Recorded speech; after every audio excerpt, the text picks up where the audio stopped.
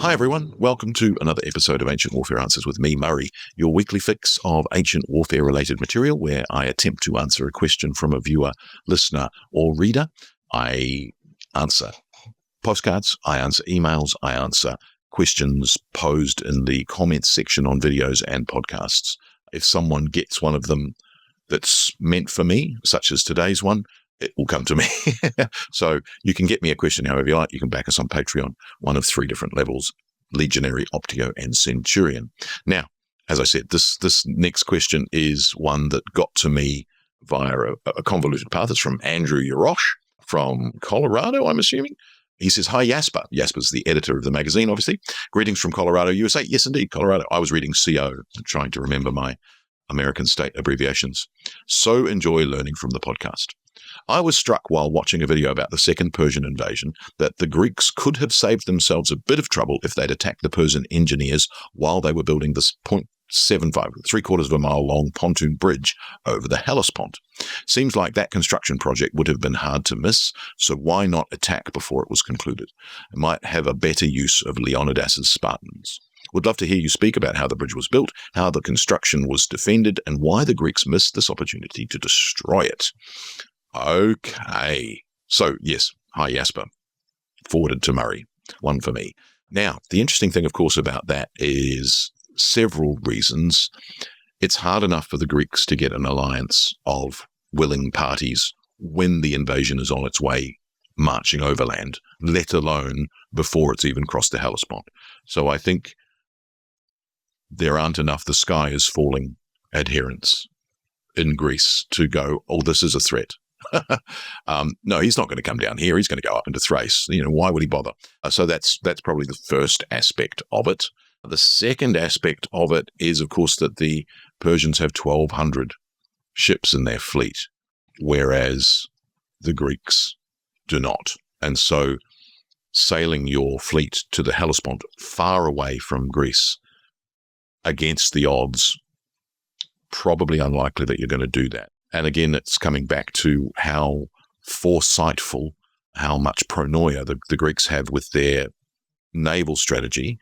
The current thinking, and we had an article on the Battle of Artemisium recently and the Battle of Salamis a couple of years ago. The idea, of course, that the Greeks are thinking, we're outnumbered, we need to fight the Persian fleet in a confined space in order to make the most of our numbers and make their numbers work against them. If they have this idea earlier, and there's no evidence really that they do, they're not going to sail to the Hellespont because they're vulnerable all the way to the Hellespont, even if in the Hellespont itself they might have been able to take advantage of their smaller numbers versus the Persians' greater numbers. Getting into the Hellespont would have been a problem. So I think that's the issue. Marching overland, again, it's hard enough for the Greeks to get a force to march to Tempe, let alone to Byzantion.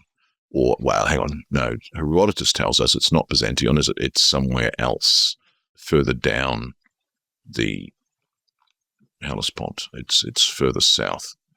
Anyway. So that, I think, is the first couple of points, that it would have been very difficult to attack them with their fleet. They would have probably lost their fleet, which would have led to a great disaster in the defense of Greece. And I think the amount of foresight required to march an army to try and attack it would have been problematic. A, because, of course, you've got a huge army on the other side, which obviously, as long as you can keep the bridge unbuilt, you're fine. But if they get across, you're massively outnumbered. Probably the only escape is marching out. You can't get a fleet to evacuate you. And there is a debate later about destroying the bridge, but not from a Greek perspective. I think, is there from a Greek perspective? There might be. But certainly from a paranoia from the Persian perspective after the Battle of Salamis, the idea that, job done, get back across the bridge while you can. What if they came and attacked it? So there's obviously a Persian sense of they might attack it. That's Herodotus. So, and it's this great set of speeches to Xerxes and Artemisia of Halicarnassus. So again, is that actual concern, or is that a Greek perspective later going, we could have? And I think that in a way informs your question, why did the Greeks miss this opportunity? One, as I just said, I don't think it was. It was a suicide mission. 2, the amount of foresight required wasn't something that the Greeks possessed. Not even Themistocles possessed it. It's a hindsight foresight. Yes, only after the fact did they see that they could have done it, whereas at the time they couldn't have done it. Now, the other part of your question, of course, is how did they build it? And this is where Herodotus gives us a fabulous description of the building of this bridge. Now, it's interesting that and I've written a blog about this a few years ago, when you compare Herodotus' description of the building of the pontoon bridge across the Hellespont, it's very similar to what we get later in the accounts of Alexander the Great. And of course, the account that survives for that is in Arrian, writing in the 2nd century AD. We then have an account of the bridging of the Danube by Dio Cassius, 600 years later, and it's described very similarly. So you've got descriptions in the 2nd and early 3rd centuries AD, which are very similar to Herodotus' description in the 5th century. So it's more than 600 years. It's 600 between Alexander and the Danube being bridged. All right. So what Herodotus tells us, and this is book 7, chapter 36, they made the bridges as follows. In order to lighten the strain of the cables, they placed 50 oared ships and triremes alongside each other, 360 of them to bear the bridge nearest the Euxine Sea, and 314 to bear the other. All lay obliquely to the line of the Pontus and parallel with the current of the Hellespont. After putting the ships together, they let down very great anchors, both from the end of the ships on the Pontus side to hold fast against the winds blowing from within the sea, and from the other end towards the west and the Aegean to hold them against the west and south winds. They left a narrow opening to sail through in the line of 50 oared ships and triremes, so that whoever wanted to could sail by small craft to the Pontus or out of it. After doing this, they stretched the cables from the land, twisting them taut with wooden windlasses. They did not, as before, keep the 2 kinds apart, but assigned for each bridge 2 cables of flax and 4 of papyrus. All these had the same thickness and fine appearance, but the flaxen were heavier in proportion, for a cubit of them weighed a talent, which is 36 kilograms. When the strait was thus bridged, they sawed logs of woods to a length equal to the breadth of the floating supports and laid them in order on the taut cables. After placing them together, they then made them fast. After doing this, they carried the brushwood onto the bridge, which was then laid in order.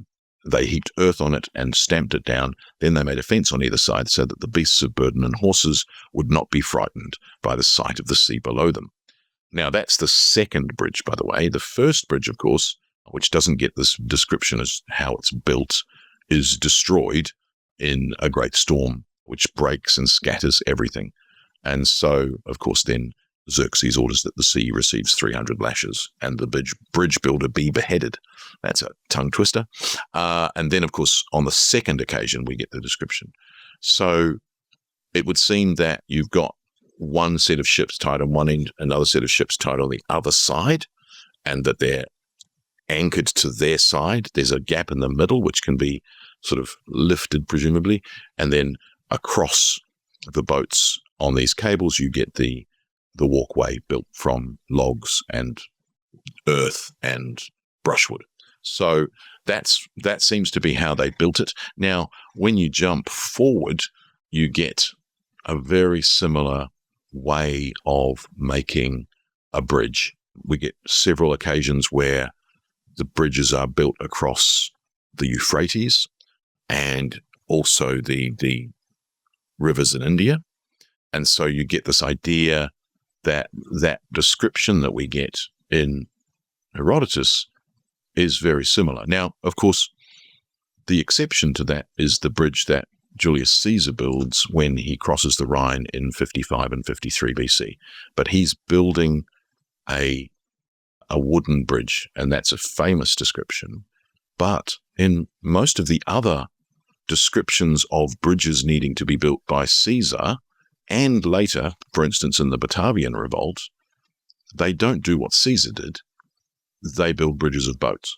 And so it seems that with the exception of Julius Caesar, the default for a long, long time in the ancient world is bridges of boats, zeugma. So that's fascinating. And Herodotus gives us the best description of it, which is then sort of echoed by these other accounts of how these bridges are built.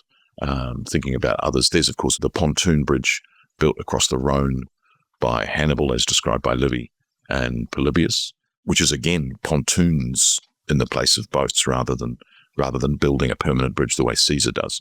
So I hope that answers your question, tripartite as it was. So I don't think they could have destroyed it I don't think the Greeks could have destroyed the Persian bridge either by navy or by land.